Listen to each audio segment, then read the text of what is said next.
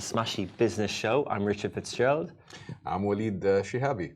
Nice to see you again, Waleed. This is, what day of the week is it? Wednesday, the 26th of June, 2024. We're back with another episode of Smashy Business. Today we'll be talking about, Saudi is on the agenda a lot these days, the construction industry, Vision 2030, the cost of it. It could cost 1.3 trillion in construction alone, but the Saudi construction sector is set to lead global market with $181.5 billion growth.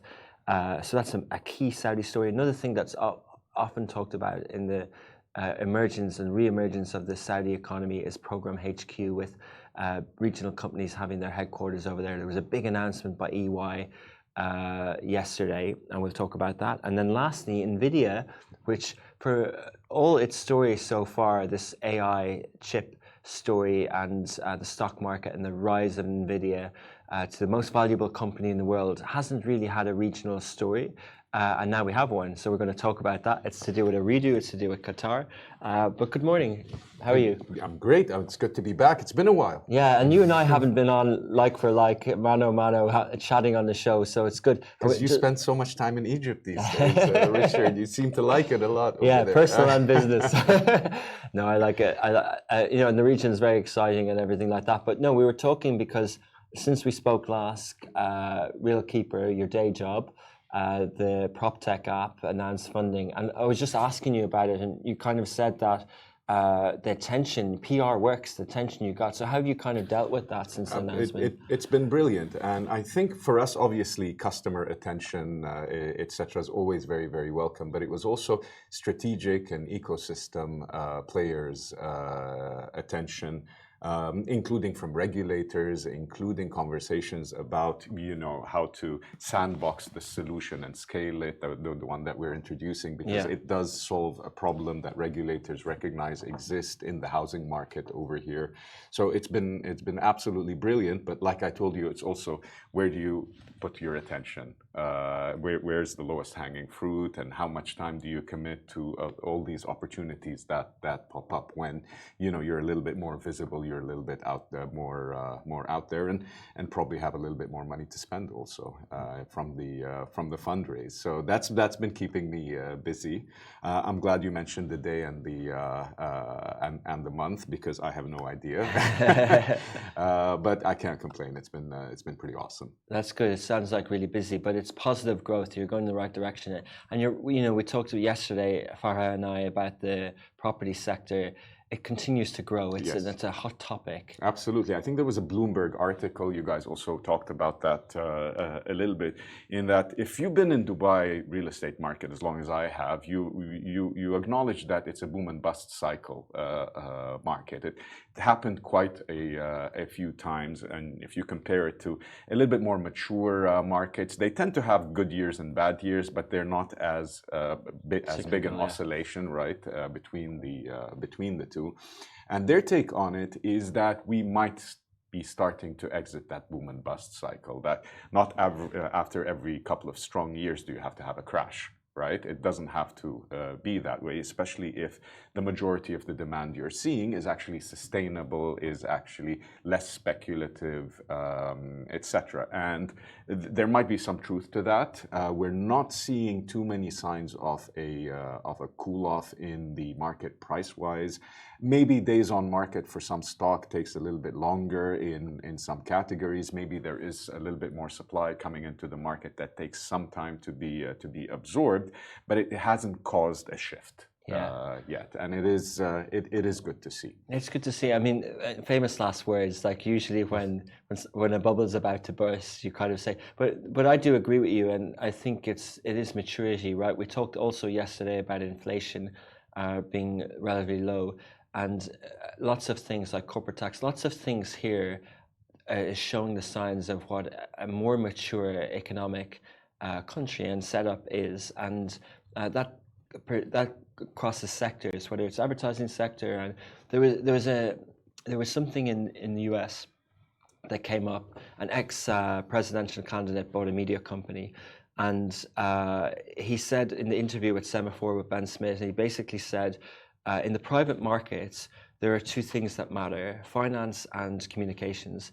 And finance is property, and communications is media, storytelling, everything like that, marketing, advertising. And he did his first business in finance property, and now he's trying to buy BuzzFeed. And it's a simplistic way of looking at it, but when you think of how this region is built, and nice little segue into the construction in Saudi, we look at that and we go, okay, construction. So what is construction? And people's brains will go in certain areas. Is it developers? But actually, it's finance, right? Like, where's the capital needed? So I think it's an interesting way to look at the robustness of the economies, and yeah, I think like the 30-40% or whatever numbers they are, property growth, rental growth, whatever, isn't sustainable.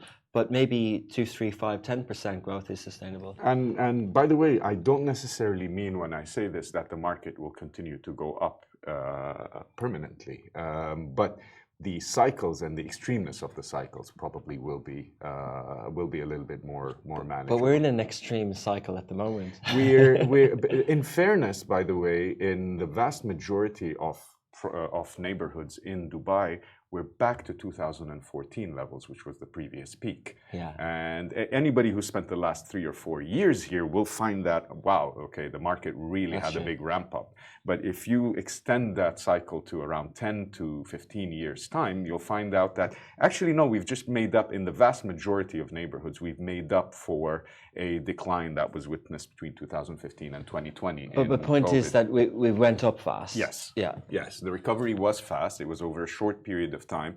It was driven to a large degree by capital inflows and people inflows, so the population grew significantly over there. So I would argue that there was a real reason for that. Occupancy rates show it, demand levels continuously on housing, like where people rent and where people live and where they're buying to move in, has been the primary driver and is a supporting factor in the equation. And it sustained itself in a period of high inflation and high interest rates. High inflation, high interest rates. So very counter-cyclical, very counterintuitive, sorry, when you look at it, because the same factors did have a negative impact on many other real estate markets, and it makes sense. Your mortgage is going to be more expensive. The alternative return on putting your money in the bank is also now higher. So buy property, get X% return on rents, or put it in the bank, very possibly you safer. can get the same yield from a sukuk as you can from property at the Potentially, moment. you can get higher yields if you go a little bit up the risk parameters on a sukuk or a bond or so on.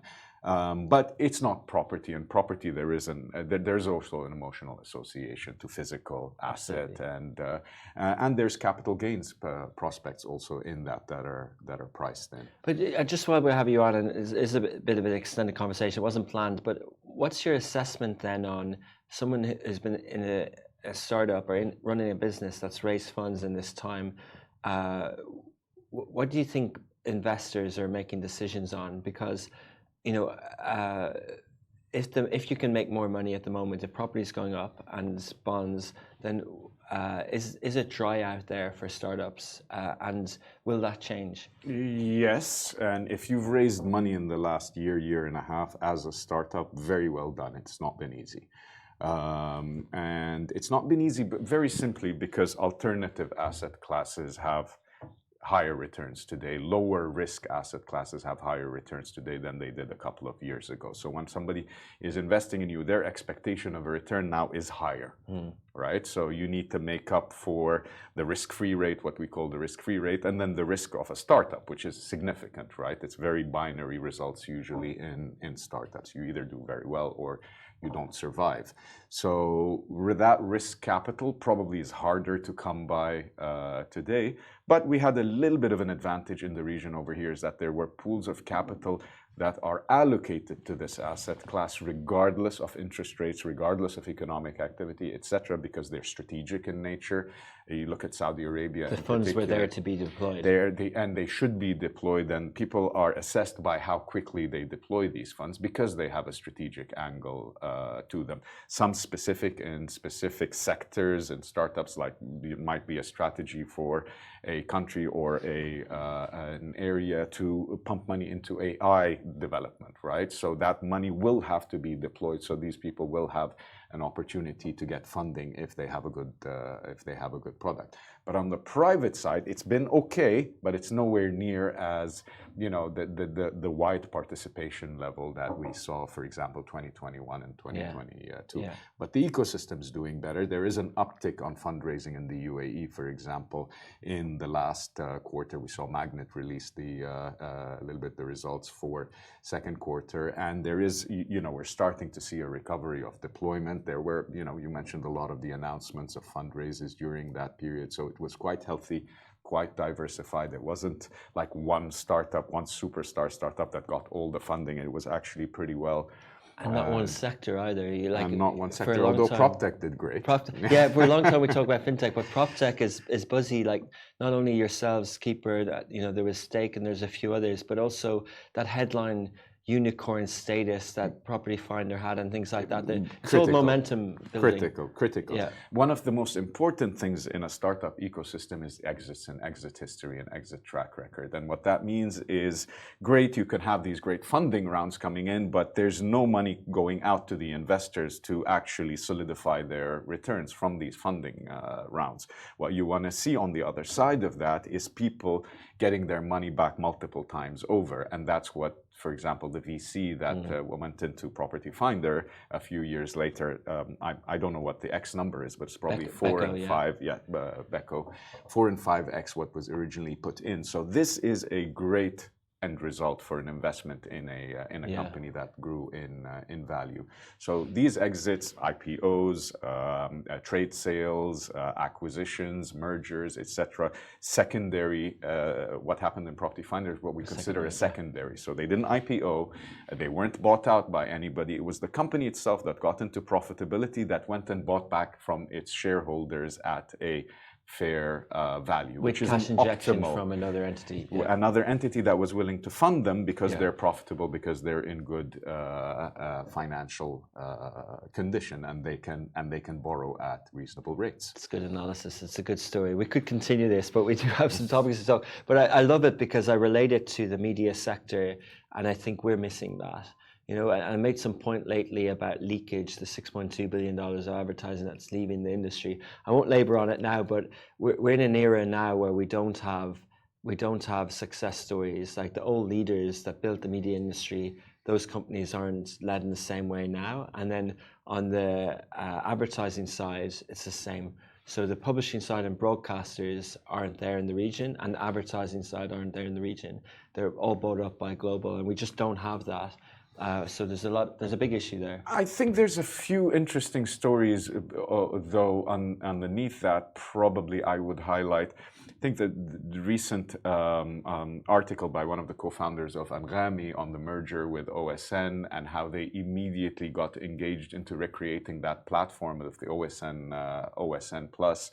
I think that transaction was very, very positive, and that the idea of it is transition, that one of the leaders in streaming from using third-party technology to using their own technology via the merger with Anghami. Who is a successful private listed startup in media, in streaming, in music industry in the Middle East, which is certainly worth highlighting. And then loss making, went public at 220, we're 30 now. Like they're worth a little bit more now. Actually, I follow it very, very closely.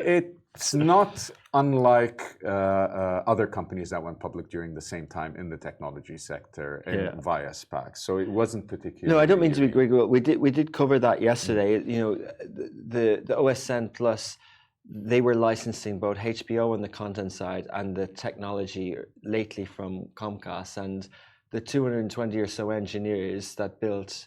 I remember Eddie told us here that. He's built the smart TV apps, but it doesn't work for music. So it's been brilliant. It's strategic synergy is amazing. Yeah. Indeed. Yeah. So no, I think I think the comparison is that in property now we're having the prop tech, but before we had the developers. So imagine being in this region. And imagine not having an EMAR or others in other countries. Imagine it being in San Francisco. Yeah. That's the equivalent. And in the travel industry, travel and tourism, imagine we're all flying on United Airways or British Airways. We're not. And I think, like, for me, that's the strongest point. When you've got an Emirates, when you've got an Emaar, I don't have that in They're media. major And enablers. Angami, with all due respect, was only ever worth 200 million. Spotify capped at 80 billion. Yes. There's a difference. Yes, of course. And until we have that here, either here or globally, we have a problem. That's very true, and you have to confirm that the existence of sort of national champions like Emaar Properties or Emirates Airlines, etc., create that ecosystem. And around people them. take it for granted, but it's so important. It's critical. Yeah, absolutely. Absolutely, and that's why I'm not, as a modern media company, that's why we're not always trying to disrupt. We respect legacy incumbent because you need it. You need it for jobs, you need it for reputation, you need it for investment and everything like that. You need it to have the industry rooted in the in your country. Absolutely. 68.7 million Angami, I'm sorry. Just half your valuation. That's significantly higher than 30, right? Yeah, well, let's see. I'm still down in my investments. But, okay, jumping into Saudi. So we segued a lot there, but it's always good to chat. Okay, so basically the headline story is Vision 2030 could cost Saudi 1.3 trillion in construction alone, the giga projects. These stories about NEOM, about having to go for funds elsewhere. Is that a problem? Is that harming the vision? I think construction cost was always going to be something that is going to be the biggest challenge for doing what is needed in an economy and a country the size of the kingdom, for sure. But I think it's not surprising, the numbers that you mentioned, and it's not just purely giga projects. What's happening in Saudi Arabia is that the private sector also has a big role to play. There's housing stock that needs to come in to match a young growing population such as that in Saudi Arabia in multiple geographies in Saudi. Saudi is not a small country with a concentrated population base. It's actually quite spread out across multiple areas. The transportation infrastructure needed to connect it together in sort of the 21st century. So it's a private and the public spending that is actually going hand in hand in getting these numbers. But I would argue it's very much needed to achieve the vision of modernizing the economy. For a modern economy, you need a modern infrastructure, you need a modern transportation, you need modern habitation, you need modern offices and office infrastructure. If you're moving all the headquarters of companies over here and they're employing and so on, so there's no surprise there. But what it does do also is inflate the cost of construction, right? Because you only have so much capacity built into the system. Another article last week said it's on Smashy Business said it's the highest at the moment. It is the highest in the world. Yeah. But going back to the in the region. In the region, and going back to by far in the region, yeah, which is interesting compared with UAE. But going back to the point earlier about the link between construction and finance, and Saudi was higher, the most bonds and sukuks issued in Saudi, more than China. That was perennially higher. So the other thing, Walid, is these stories, and even by us, it sounds like it's a bad thing. It sounds like the cost is a lot, but we're talking about something other than oil, so it's good, right? Absolutely, and it's infrastructure, and it's an investment that pays off over a long period of time. You saw it. You saw it in a place like Dubai, where the very significant investment in infrastructure and capacity of the airport, for example, capacity of the port, the road network. That is a massive infrastructure investment that needs significant financing. But what that gets on the back end is all that new business, all that new capacity, all those visitors, all those people moving in, all those goods coming through. So it's a core needed investment. And Saudi Arabia is still a good place when it comes to public debt. Right, it's not particularly high. Oil prices have helped for a period of time. Naturally, there needs to be some logic and sense to the amount of spending and prioritizing where that spending goes, rather than across the board. And I think what we're seeing is a little bit more of that focus on the spending where it has the highest impact. Do you think there's a risk that over time, to reach these targets, that there's a risk of going down, getting the country in more debt? I think it's not necessarily a bad thing to tap the debt market over a period of time. It is obviously more costly when interest rates are higher, but I think the fundamentals of the Saudi economy still support a ability to go higher on the debt side. So I don't see it as an absolute negative, but I see it as something that needs to be managed, obviously. And to your point, the private sector is to reach 180 billion. The construction sector totally, they're going to make 660,000 new homes by 2030. So there's a whole thing going on there. There's even Egyptian developers are moving into Saudi. Absolutely. And here as well. Absolutely. There's a major opportunity. It's not been fully tapped into yet. I would say it's in its nascent phase of private developers tapping into the Saudi market in an effective way. It has also required a little bit of a relook on the basic regulations around private development and construction, about sales to international investors and residents and non-Saudis. But I see this as one of the largest untapped potentials in the Saudi economy, which is the private development of property. Keeper Saudi? Definitely. 2025 probably is when we are going to have like people on the ground, but we've been doing a lot of preliminary work in terms of understanding the market and the requirement. A lot of the key pain points that we have over here are shared in Saudi Arabia, but also where we see a lot of opportunity in Saudi Arabia is that private development market also coming on strong, where it isn't anywhere near the level that you find, for example, in the UAE. Yeah, and another company who has announced that they're moving there is EY, Ernst & Young. Major news. Yeah, big news. So it's known as the Program HQ, and the new headquarters will be situated at KAFT, King Abdullah Financial District, which has been a big investment, and a lot of people are being based there. So we're told that it's going to run 15 offices across the region, 15 branches. It's a holding company that will support 8,000 staff, but they are moving their headquarters there. So that's an interesting development for Riyadh.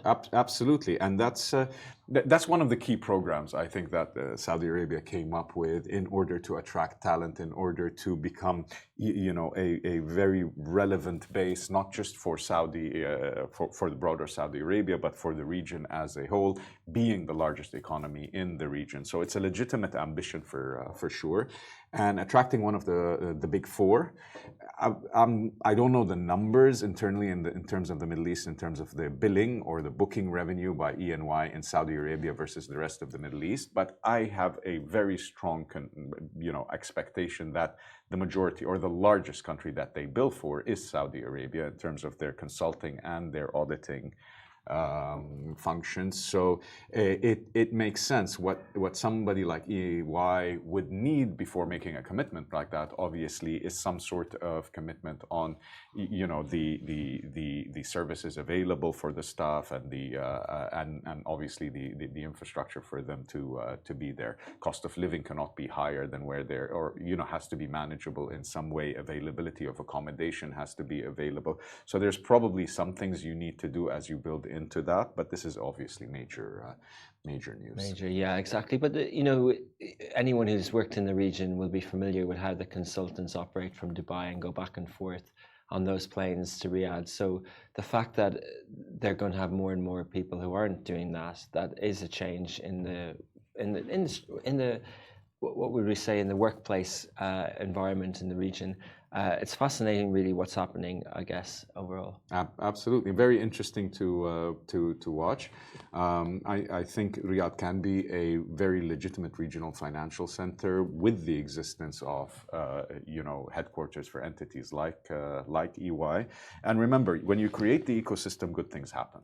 Right? So you have people, the employees that leave EY and start their own things within the financial space and so on. So it just builds up into a broader ecosystem just by putting people in that industry, high-level people in that industry together in the same space, generally creates a very positive. Yeah, and just for people leverage effect. listening who haven't had to look into this in detail, and it's not a Dubai versus, like, we saw this headline yesterday, and we thought there was 3,000 staff moving from Dubai to Riyadh, but we're not going with that story. We're not confirming it because when we looked into it as Augustus Media, our structure is under Abu Dhabi Global Market, and we have 100% owned franchises in Riyadh and Dubai.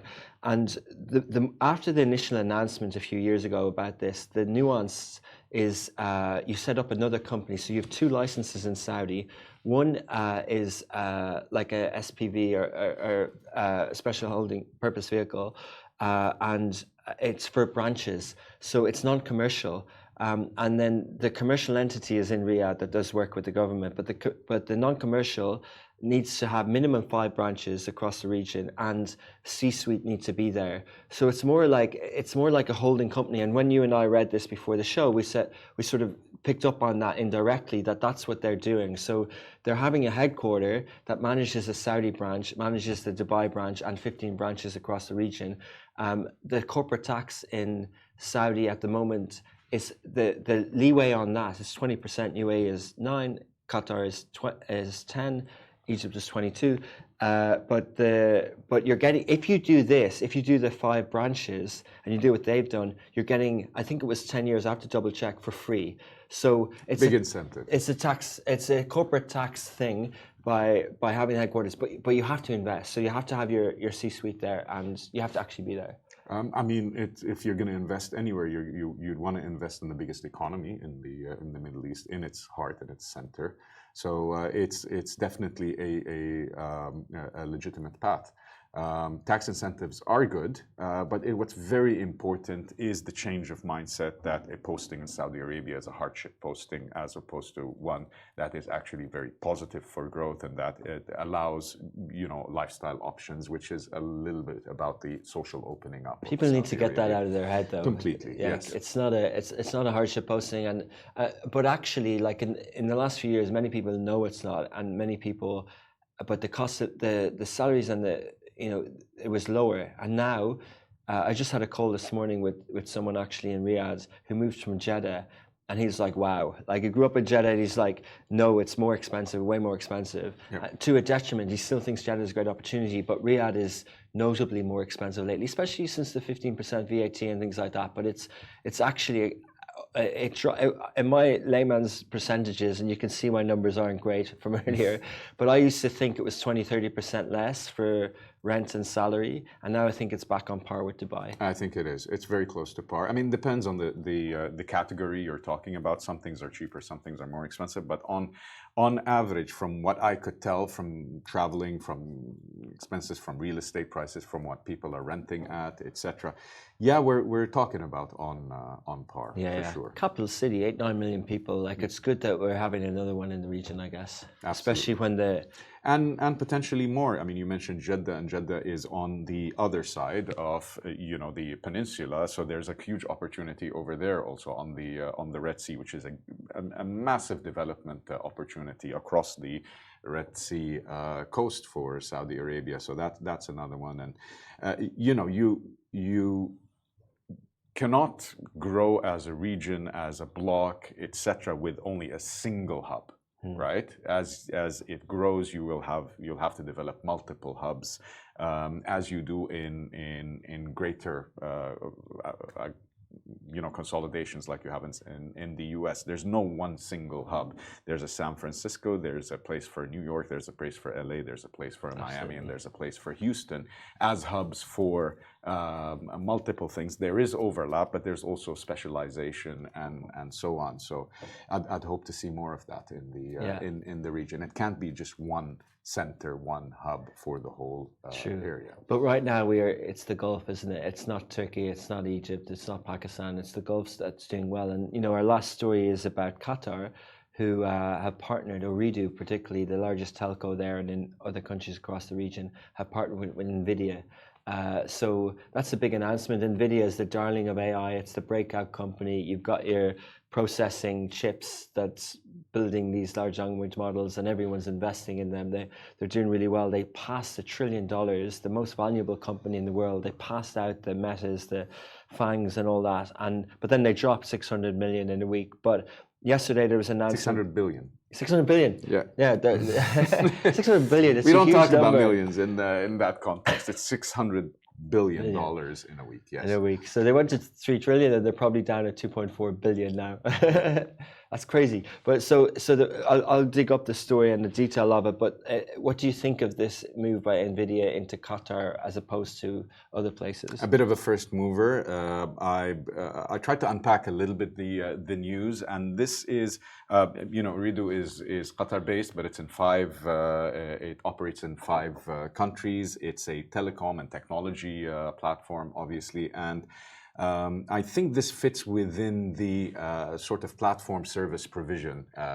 You get a partner, so it allows you to distribute services by Nvidia via your own platform to your corporate business customers, etc. So I think it's a bit of a coup.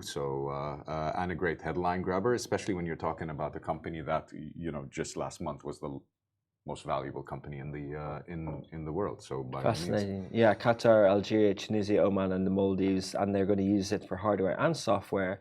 They're going to plan to develop an AI-ready platform using Nvidia's technology. Good to see things happening. Like, people always question what are the different Gulf states doing, what's their strategy, but it's all moving in the right direction. There was a Minister of Technology at the Bloomberg Economic Forum in Qatar talking about AI. He didn't specifically mention Nvidia. It was, must have been in the works at the time, but you can see this cloud-based innovation happening. Absolutely. And also, by the way, I'll draw also a parallel with what's happening with telcos in the region. So you've probably seen it with Etisalat, you see it with Ooredoo, you see it with others, that they're transitioning from a telco sort of infrastructure to a services provision technology platform, right? So you have a bouquet of services that you get access to as a customer of Etisalat or E-and in this case, or Ooredoo, or so on. And it's sort of, all of them are in a race to ramp up the value add that they can provide on these platforms. And this is sort of the cutting edge of it, is when you can actually tap into, as a customer of Ooredoo, you can tap into the cutting edge of technology. You can have cloud-based AI services being provided into your business. Yeah, fascinating. Well, that's all we have time for today. Thanks a lot for your insights, as always. My pleasure. And we'll see you, inshallah, next Wednesday as well. I look forward to it. Looking forward to it. Thank you, Richard.